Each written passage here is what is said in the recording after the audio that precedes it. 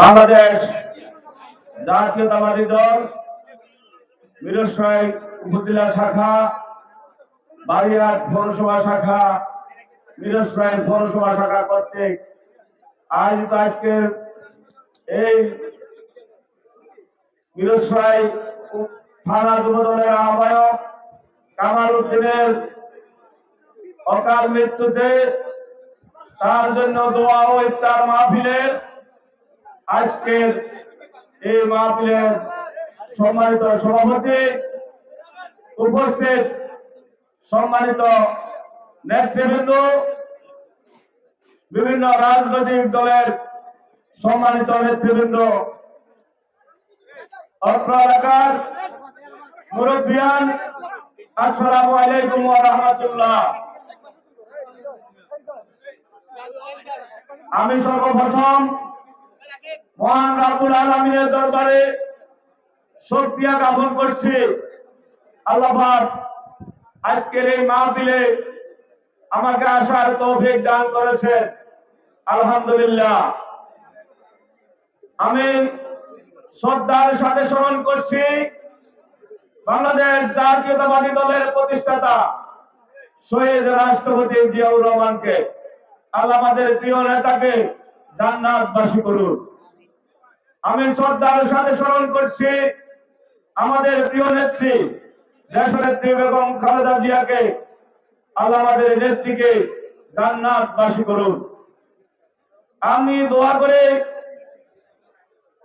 আমাদের প্রিয় নেতা গণপ্রজাতন্ত্রী বাংলাদেশ সরকারের মাননীয় প্রধানমন্ত্রী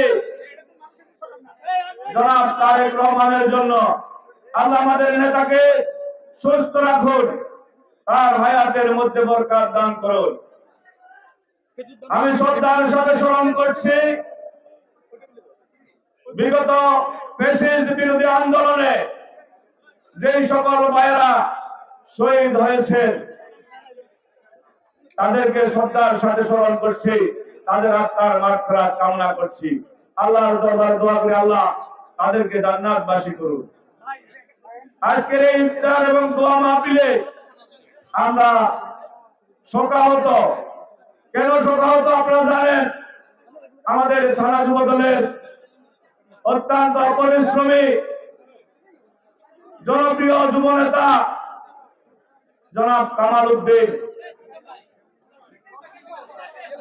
তার গাড়ি অ্যাক্সিডেন্টে অকাল মৃত্যুতে আমরা সকলে শোকাহত।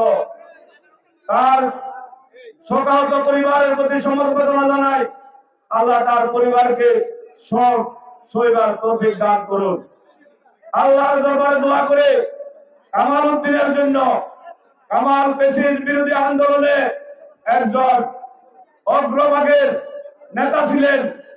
ফ্যাসিস্ট বিরোধী আন্দোলনে তার গুরুত্বপূর্ণ ভূমিকা ছিল। তাদের আন্দোলন সংগ্রামের বিনিময় আজকে আমরা ফ্যাসিস্ট মুক্ত একটি বাংলাদেশ পেয়েছি। আমি এই কামাল উদ্দিন, তার আশা ছিল, তার প্রত্যাশা ছিল বাংলাদেশ থেকে ফ্যাসিস্ট বিদায় নেবে, বাংলাদেশ জাতীয়তাবাদী দল নিরপেক্ষ তত্ত্বাবধায়ক সরকারের অধীনে নির্বাচন করবে, সেই নির্বাচনে বাংলাদেশ জাতীয়তাবাদী দল জয়যুক্ত করবে। তার এই স্বপ্ন দেখার ইচ্ছা ছিল। ফ্যাসিস্ট মুক্ত জাতীয়তাবাদী সরকারের নেতৃত্বে এই বাংলাদেশের তার বাঁচার স্বপ্ন ছিল, বাঁচতে পারে নাই। আল্লাহর ডাকে তাকে এই দুনিয়া থেকে চলে যেতে হয়েছে। আমি তার জন্য আল্লাহর দরবারে দোয়া করে মহান রাব্বুল আলামিন যাদের রক্তের বিনিময়, যাদের পরিশ্রমের বিনিময় আজকে আমরা এই বাংলাদেশ পেয়েছি, তার মধ্যে আমাদের কামাল, আল্লাহ তুমি এই কামাল উদ্দিনকে জান্নাতবাসী করো, তার সকল প্রকার ভুল ত্রুটি ক্ষমা করে তার কবরকে জান্নাতের বাগান করে দেন। তার এই মৃত্যুকে শহীদ মৃত্যু হিসেবে আল্লাহ আপনি কবুল করেন। রমজান মাস জোহরের নামাজ পড়ে রোজা মুখে রেখে তার মৃত্যু হয়েছে। লাইলাতুল কদর বদরের মধ্যে তার দাফন হয়েছে, জুমাবার তার দাফন হয়েছে।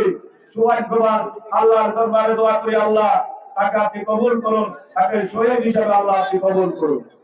এই বাংলাদেশে আমাদের যে প্রতিশ্রুতি খাল খননের ছিল, আপনারা জানেন গতকালকে বাংলাদেশ সরকারের মাননীয় অর্থ পরিকল্পনা মন্ত্রী ফিরোজ রায়কে খাল খনন কর্মসূচি শুভ উদ্বোধন করেছেন। মাননীয় মন্ত্রীর এই খাল খনন উদ্বোধনের মধ্য দিয়ে আমরা উন্নয়নের যে সূচনা শুরু করেছি, উন্নয়নের এই ধারা অব্যাহত থাকবে ইনশাআল্লাহ।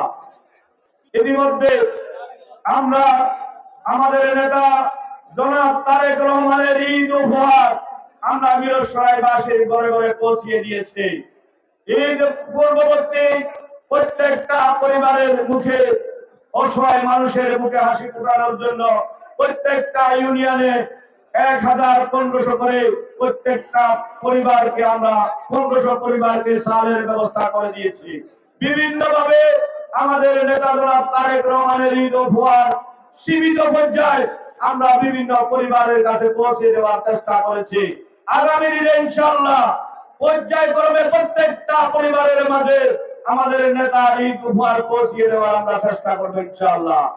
আমি আমার বক্তব্য আর দীর্ঘায়িত না করে কামাল উদ্দিনের আত্মার মাগফিরাত কামনা করে আমি আমার বক্তব্য শেষ করছি। খোদা হাফেজ। বাংলাদেশ জিন্দাবাদ, বাংলাদেশ জাতীয়তাবাদী দল জিন্দাবাদ। সবাইকে ধন্যবাদ। আসসালামু আলাইকুম ওয়া রাহমাতুল্লাহ।